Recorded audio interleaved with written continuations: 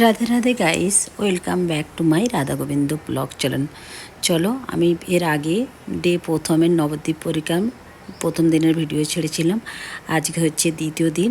আমরা সকাল সকাল পরিক্রমা করার আগে আমি গঙ্গা আছে পাশেই, সুরধনী গঙ্গা আগে স্নান করতে চলে এসেছি। এখন বাজে সকাল 6টা। তো আমি আগে গঙ্গায় স্নান করে নেব, করে নিয়ে তারপরে রেডি হয়ে আমরা দ্বিতীয় দিনে পরিক্রমার জন্য বেরোবো। দেখো কত সুন্দর লাগছে সকাল সকাল গঙ্গায় স্নান করার মজাটাই আলাদা পুরো।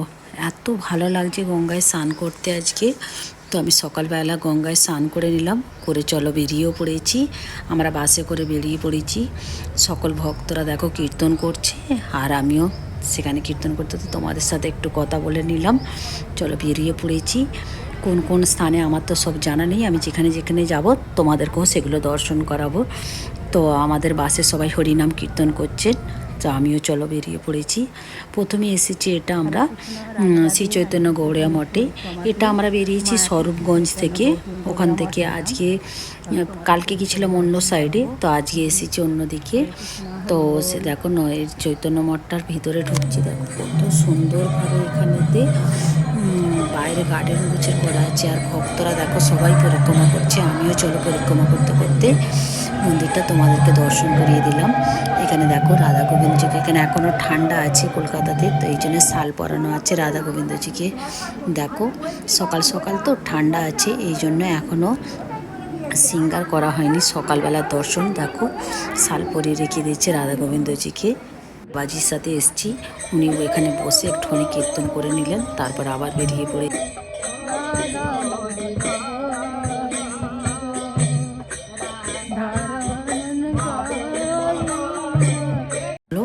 আর একটা দর্শনে চলে এসেছি। এখানে অনেক ভিড়। আমার দেখো ঠাকুরজিকে আমি দর্শন করাতে পারছি না, কিষানজি দেখো কত সুন্দর বসে আছে। তোমাদেরকে দূর থেকেই দর্শন করাচ্ছি, কেন সকল মঠ থেকে সবাই পরিক্রমা করতে বেরিয়েছে। তো এই জন্যে দেখো এটা মদন গোপালজি মন্দির, এটা বেলতলা বলেই জায়গাটার নাম। তো এখানে দেখো নীলম্বর চক্রবর্তী এই মন্দিরটা প্রতিষ্ঠা করেছিলেন। তো এখানে সকল ভক্তর আগমন, আর পুরো মেলা বসেছে, লোকে লোকারণ, তোমরা সেটা দেখতেই পাচ্ছ। দেখো কত কীর্তন করছে প্রভুজিরা। বৃন্দাবনে বেলবন আছে, এখানে হচ্ছে এখানে দেখো সবাই কত সুন্দর নাম করছেন। আর দর্শন অনেক ভিড়, এখানে অনেক ভিড়। হরে কৃষ্ণ দেখো চারিদিকে কীর্তন হচ্ছে, সবাই কত ভক্তরা এখানে এসেছেন।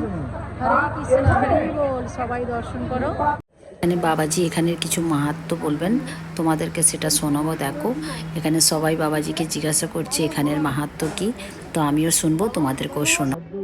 ভগবান এই জন্য ভগবানকে ভগবান যাকে দেখে ভগবান বললে হবে না। ভগবানের যখন পৃথিবীতে আসে তার যুগ যুগ ধরে আগে ভগবানের প্রচার হয়। কেমন প্রচার হয়? যদি প্রধানমন্ত্রী আসে কোনো জেলায়, হ্যাঁ, 1 মাস 2 মাস আগের থেকে রাস্তাঘাট পরিষ্কার পরিচ্ছন্ন, লাইট একবারে একদম পরিপূর্ণ করে দেয়।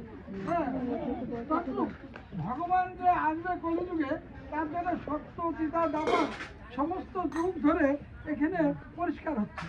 হ্যাঁ, পরিষ্কার হচ্ছে। কি পরিষ্কার?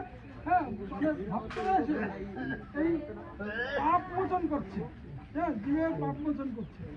তাই বাবা ভোলানাথ এখানে এসে রুদ্রমূর্তি ধারণ করেছিল। রুদ্রমূর্তি ধারণ করে এখানে নৃত্য করেছিল। শতকার পৃথিবীর কম্পিত হয়েছিল ভোলানাথের নৃত্যে। শতকার পৃথিবীর কম্পিত হচ্ছে।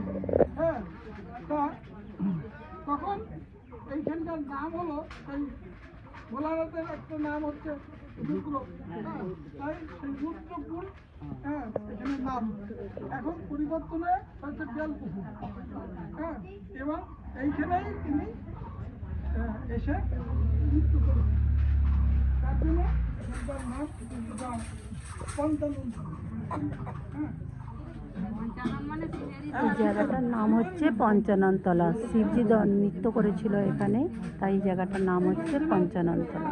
নীলম্বর চক্রবর্তী এলেন এবং সতীমা জন্ম নিলেন। নিয়ে সেই সতীমায়ের বিবাহ হলো জগন্নাথ মিশ্রের সঙ্গে।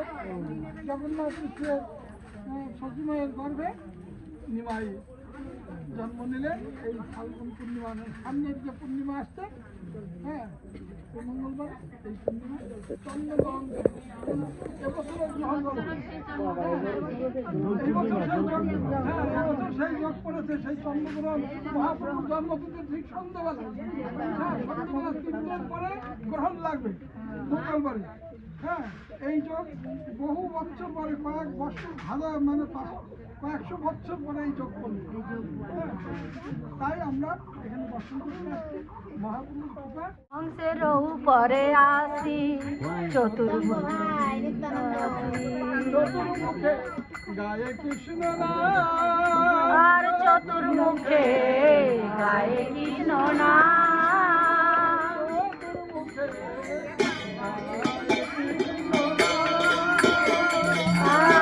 চতুর্মুখে গায়ে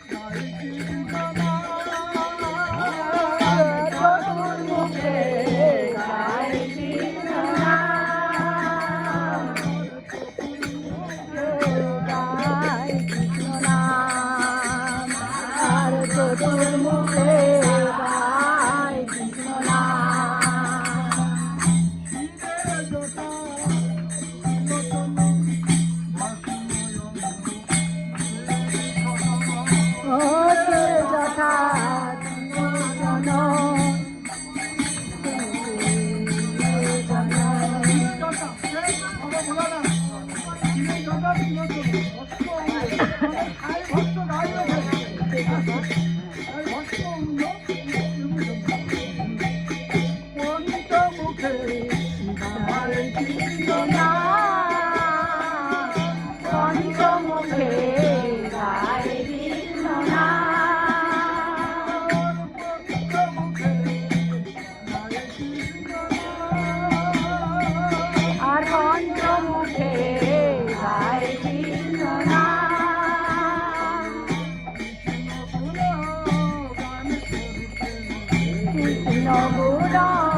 গান করছে কৃষ্ণ গৌর গান করছে গান করছে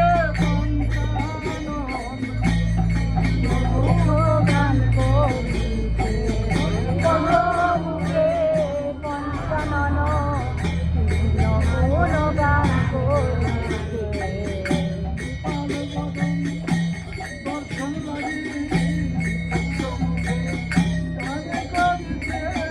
গোপাল বালক দর্শন লাগি পঞ্চমুখে গান করিছে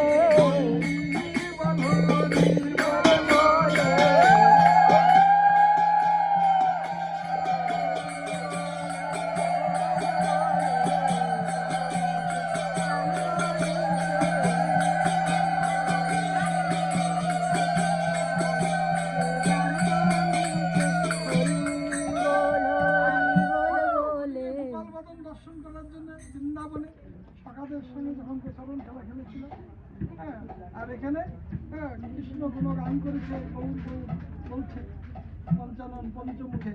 হ্যাঁ আর মা দুর্গাও থাকতে পারলেন না, বলি তার বামে এক নারী তুলনাতে বারো নারী কারো মনে এক নারী কারো নারী আর বামে এক নারী তুলনাতে বারো নারী আর মনে এক নারী তোমারে কারো নারী রূপে অন্ধকার করে না, রূপে অন্ধকার করে না অন্ধকার করে না, রূপে অন্ধকার করে না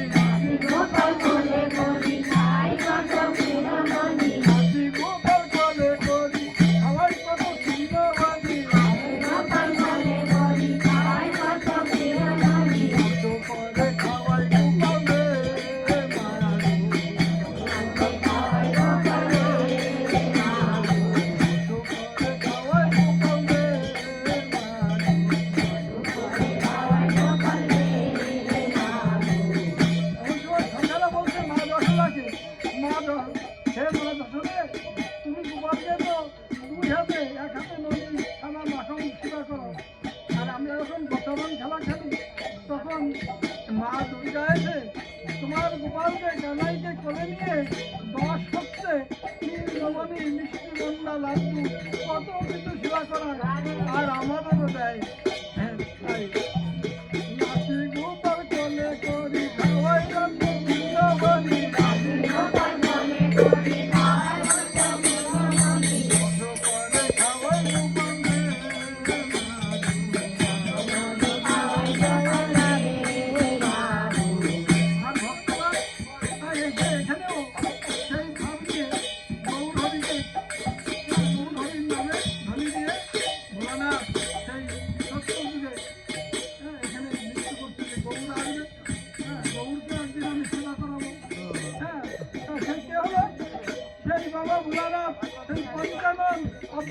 হয়ে জন্ম নিলেন।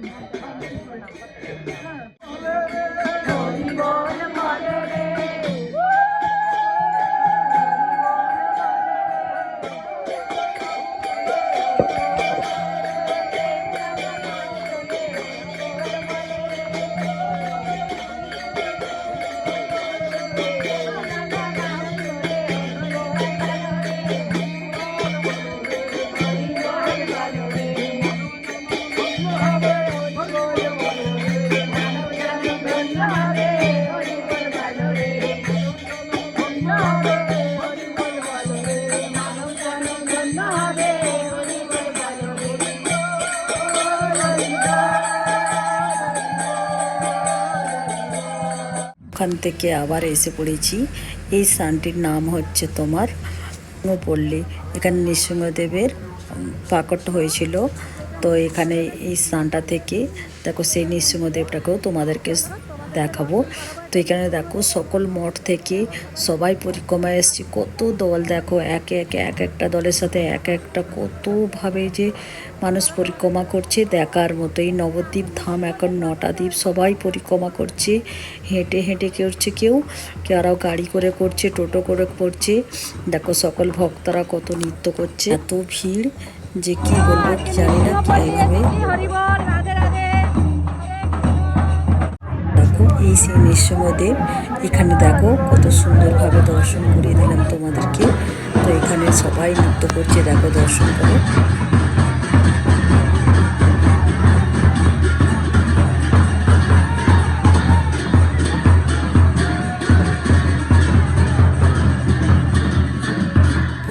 এক এক মঠ থেকে আলাদা আলাদা সবাই পরিক্রমা এসছে, সবাই কীর্তন করছে, নৃত্য করছে। দেখো এখানটা এটা বাইরে থেকে তোমাদেরকে দেখো। নৃসিংহদেবের মন্দির দেখো, এখানে নৃসিংহদেব প্রাকট্য হয়েছিল। তো দেখো এই মন্দিরটা এখান থেকে এসে এখানে সবাই দেখো যত সাধুগুরু বৈষ্ণবরা কীর্তন করছেন, দেখো যত গৌড়িয়া মঠের আজ পরিক্রমাতে সবাই এসছে, কত বৈষ্ণবগণ, কত আনন্দ, কত নৃত্য সবাই মিলে করছে। দেখো এই জায়গাটা তোমরা আসো, দর্শন করো। হরে কৃষ্ণ, হরি বল, জয় নৃসিংহদেব কি জয়, জয় রাধা মাধব কি জয়, জয় গুরুদেব কি জয়, হরি বল হরি বল হরি বল। আজ নৃসিংহপল্লীতে আমরা পরিক্রমা করতে করতে এখানে এসেছি। কত সাধুগুরু বৈষ্ণবের দর্শন হচ্ছে, কত আনন্দ, কত নৃত্য, আমার ভগবানের সুন্দর দর্শন। হরে কৃষ্ণ, হরি বল, জয় নিতাই গৌর, হরি হরি বল। এটা নৃসিংহপল্লীতেই পাশে আর একটা মন্দির আছে। দেখো এখানে কত সুন্দর গৌরনিতায় দর্শন হচ্ছে। এক একটা মন্দির এত সুন্দরভাবে দর্শন করা যাচ্ছে, কেননা এই সময় পুরো নবদ্বীপে ভক্ততে পরিপূর্ণ। সকল সাধুগুরু বৈষ্ণব যারা যেখান থেকে থাকে সবাই এই সময় পরিক্রমা করার জন্য আসে, কেন বাইরেকার দেশের ফরেনাররাও প্রচুর সব লোক এখানে পরিক্রমা করার জন্য এসেছেন। কেননা এখান থেকে বেরিয়ে আর একটা স্থানে এসেছি, এটা চাপাল গোপাল মন্দির বলে আছে। তো সেই স্থানে এসেছি, এখানেও মহারাজ কিছু বলবে তোমাদেরকে শোনাবো। চাপাল গোপালের অপরাধ মণ্ডন করেছিলেন, এখানে দেখো সেই রাধা গোবিন্দের দর্শন করো। হরে কৃষ্ণ, হরি বল, হরে কৃষ্ণ, হরি হরি বলিতে নয়নে বয়নি, কবি তাই চাঁদ করুণা আর কবে তাই প্রাণ করুণা করিবে।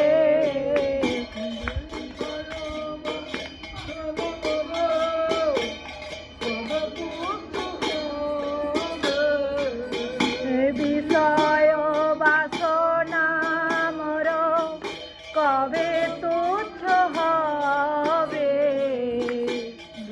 বাসনা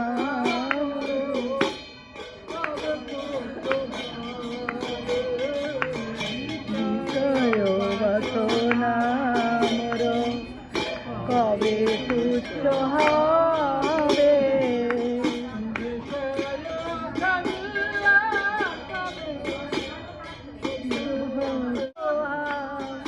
মধুর বৃন্দাবন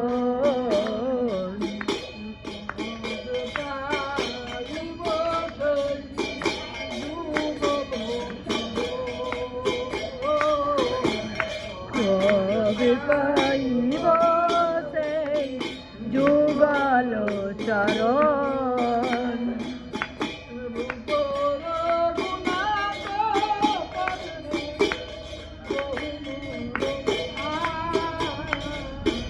রূপ রঘুনাথ পদে রঘু মোর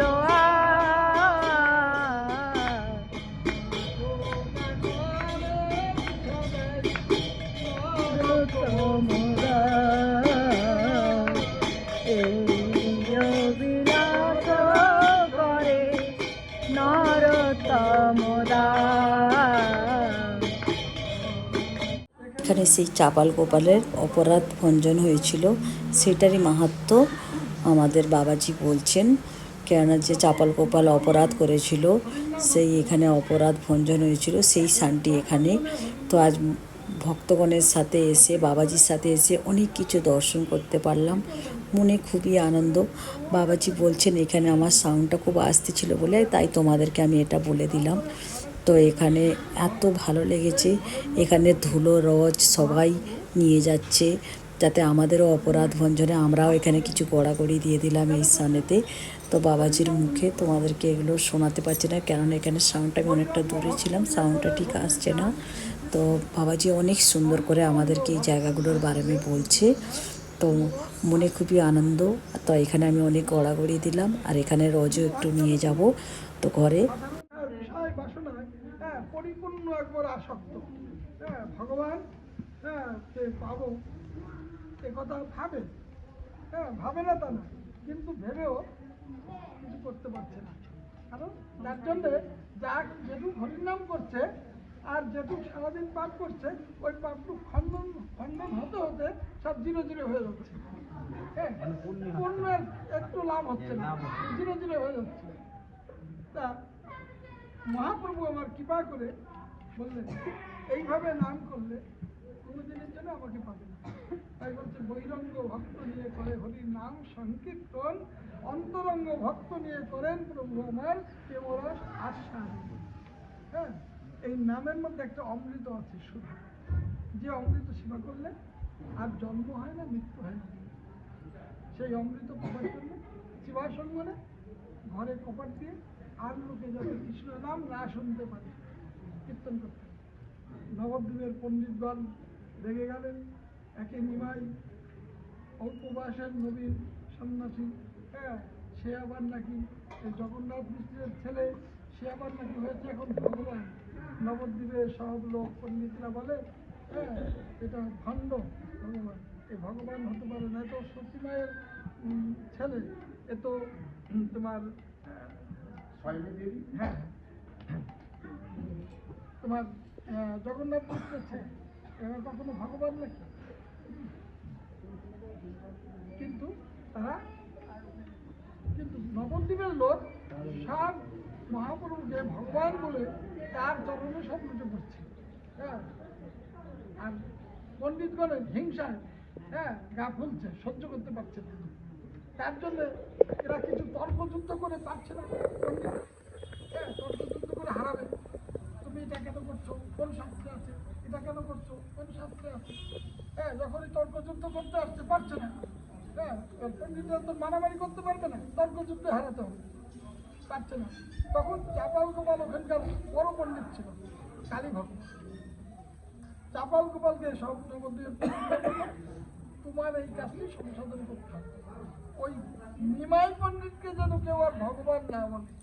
একটা বাবা ছেলে তাকে আবার ভগবান বলে তার চরণে তুলসী দিচ্ছে, হ্যাঁ, এটা দেখে কি আর সহ্য হয়? এটা সহ্য হয় না।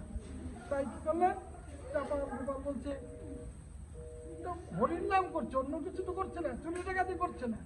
প্রথম চাপাল গোপাল এটা বলেছে, বলছে না না, হে চাপাল গোপাল, হে পণ্ডিত, তুমি বুঝতে পারছো না আমরা কেন আসছি তোমার কাছে।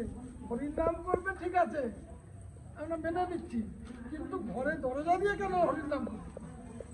চাপাল গোপালের মাথাটা নষ্ট হয়ে গেল। হ্যাঁ, তাই তো হরির নাম করবে, সবার সম্মুখে করবে কেন? হ্যাঁ, ঘরে দরজা দিয়ে করবে, ঠিক আছে, মজা দেখাচ্ছে। পরের দিন মদ ভাঙল, হ্যাঁ, ছাগলি মাথা, মানে ছাগলের মাথা, হ্যাঁ, নানান রকম দুর্গন্ধ, নর্দমার পচা জল, মল মিত্র এনে শিবাসের দরজার সম্মুখে রেখে।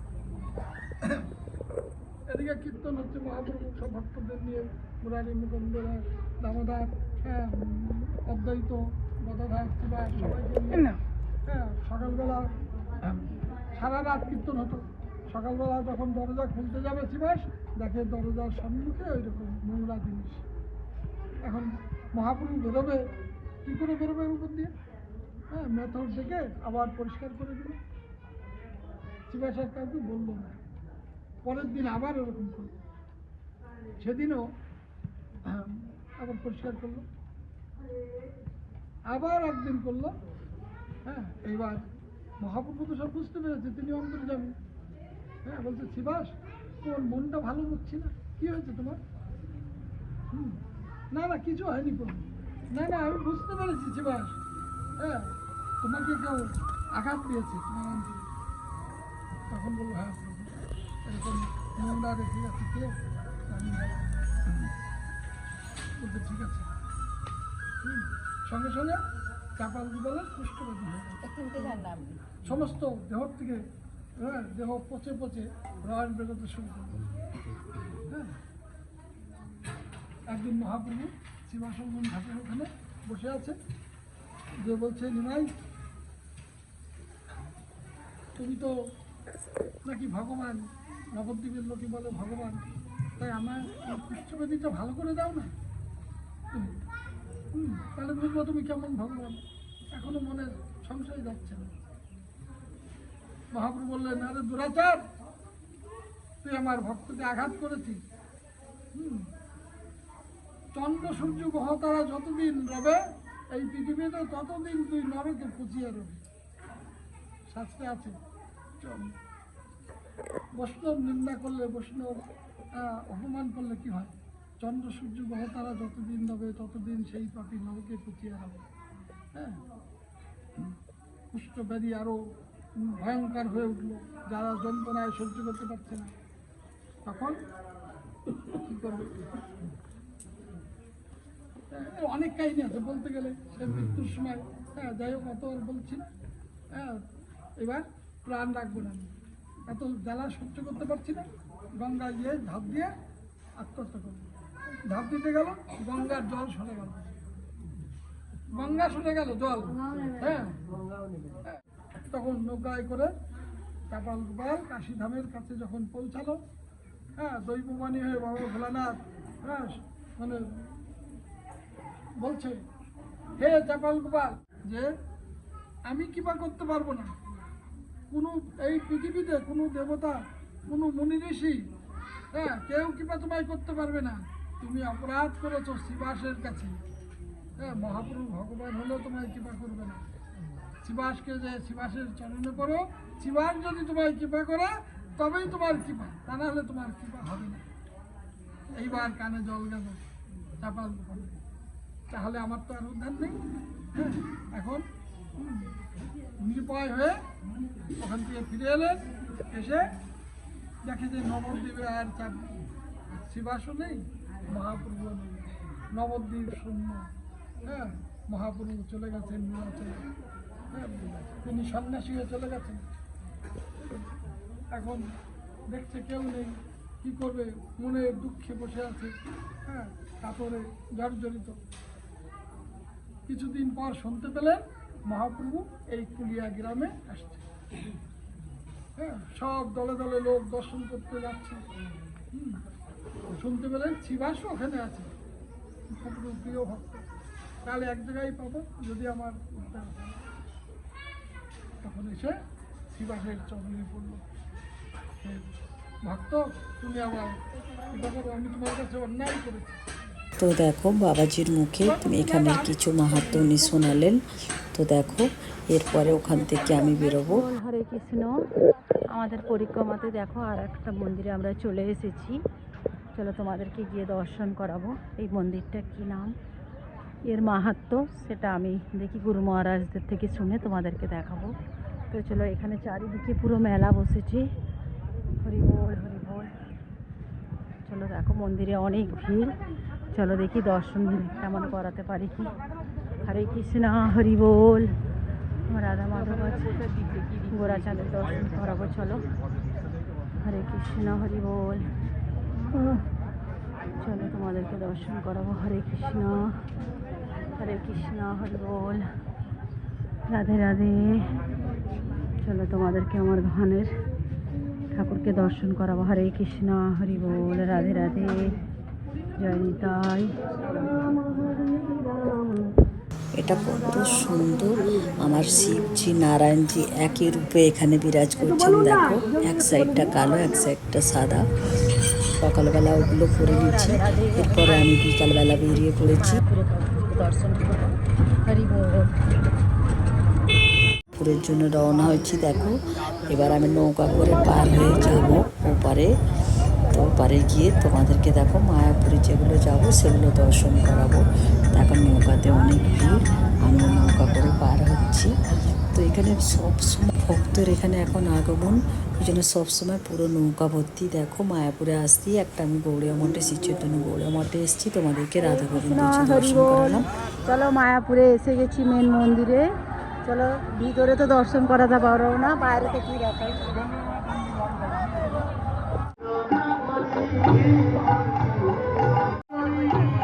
চলো এখানে আমার রাধা গোবিন্দজিকে নৌকা বিলাস করাচ্ছে। দেখো কত ভক্ত বসে দর্শন করছে, কত সুন্দর। দেখো ময়ূরের নৌকা বানানো আছে, তাতে আমার রাধা গোবিন্দজি বিরাজ করে নৌকায় ভ্রমণ করছিলেন।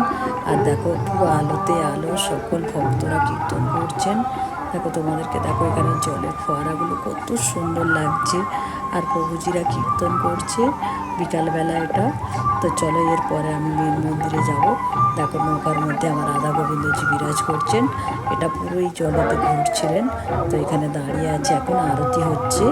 তো তারপরে সকল ভক্তরা নিয়ে আবার রাধা গোবিন্দজিকে মেন মন্দিরে নিয়ে যাবেন।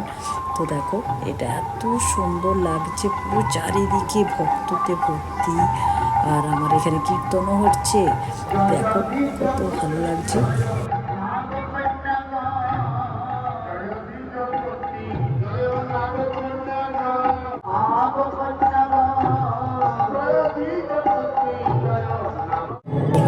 এরপর আমি মেন মন্দিরে এসে গেছি। দেখো একটুখানি ফোনটা নিয়ে রাধা গোবিন্দজিকেও তোমাদেরকে দর্শন করে নিলাম। তো অপূর্ব সাজে সেজেছে, নষ্ট সুখে মিলে আমার রাধা গোবিন্দ। মায়াপুরে এলে রাধা গোবিন্দজিকে দেখলে সকল কিছু ভুলে গিয়ে মন ভরে যাবে তোমাদের। দেখো এখান থেকে আমি বেরিয়ে পড়ি, বাইরে পুরো আলোতে আলো। দেখো পুরো মায়াপুর ধাম যেন ভক্ততে পরিপূর্ণ, এত সুন্দরভাবে সাজানো আছে। দেখো মায়াপুরের চারিদিকে, আর এত সুন্দর সুন্দর ডালিয়া ফুল লাগিয়েছে, দেখার মতো। পুরো সারা মায়াপুর ধাম যেন আলোয় আলো। আজ মায়াপুরে এসেছি। মায়াপুরে রাধা গোবিন্দকে অনেক সুন্দর দর্শন হয়েছে। হরে কৃষ্ণ হরি বল। আজ মন্দিরের বাইরে। চলো রাধে রাধে। হরে কৃষ্ণ হরি বল। ফুলগুলো কত সুন্দরভাবে লাগানো আছে, পুরো মন্দিরের বাইরে ফুলে ফুল হয়ে আছে, আর বড় বড় ডালিয়া ফুল লাগানো আছে। দেখলে তোমাদের আনন্দে মন ভরে যাবে। আমার তো খুব ভালো লাগছে। তো আমি এখনও 4-5 দিন থাকবো, তো আমি আরও 2-3 দিন আসবো মায়াপুরে দর্শন করতে। চলো এখান থেকে বেরিয়ে পড়েছি। এখান থেকে বেরিয়ে পড়ে দেখো বাইরেটা তোমাদেরকে আরেকবার দর্শন করিয়ে দিলাম। পুরো মন্দিরটা, এই মন্দিরটা এখনও পুরোভাবে তৈরি হয়নি, 2027 সালে হবে বলছে। তো দেখো ওখান থেকে আমি বেরিয়ে শ্রী চৈতন্য গৌড়া মঠে এসেছি। তো আমাদের হায়দ্রাবাদে শ্রী চৈতন্য গৌড়া মঠ আছে, তো এখানে আমাদের সব প্রভুজিরা এসেছেন। তো চলো তোমাদেরকেও শ্রী চৈতন্য গৌড়া মঠটা দর্শন করিয়ে দিই। এখানে রাধা গোবিন্দজিকে তোমাদেরকে দেখাবো, কত সুন্দরভাবে দেখো সাজিয়েছে বাইরেটা। এখানে কীর্তনও হচ্ছে। এখানে দেখো বাবাজি, দেখো সমাধি মন্দিরটা দেখো, এটা নতুন তৈরি হলো, লোটাস পুরো এটা বানানো আছে। এই সমাধি মন্দিরটা এই কিছুদিন আগে প্রতিষ্ঠা হয়েছে, দেখার মতো। তোমরা কখনো মায়াপুরে এলে এই শ্রী চৈতন্য গৌড় মঠে এসো, এসেটা দর্শন করো। কত সুন্দরভাবে সাজানো আছে দেখো, যেন মনে হবে ভিতরটা আকাশ পুরো। দেখেছো কত সুন্দর লাগছে। তো এখান থেকে দেখার পরে তোমাদেরকে আমি নিয়ে দেখো, এখানে এই বাবাজির সমাধি আছে দেখো, কত সুন্দরভাবে রাখা আছে। তারপরে চলো তোমাদেরকে আমি রাধা গোবিন্দজিকেও দর্শন করে নিলাম। দেখেছো রাধা গোবিন্দজির সিঙ্গার কত সুন্দর, আমার রায়ধনী, পান গোবিন্দ, পানের গৌর সুন্দর। সকলকে দেখে তোমার নয়নের জন্য হরি বল। ভিডিওটি যদি তোমাদের ভালো লাগে সাবস্ক্রাইব করো। জয় নিতাই, জয় গৌর সুন্দর কি জয়।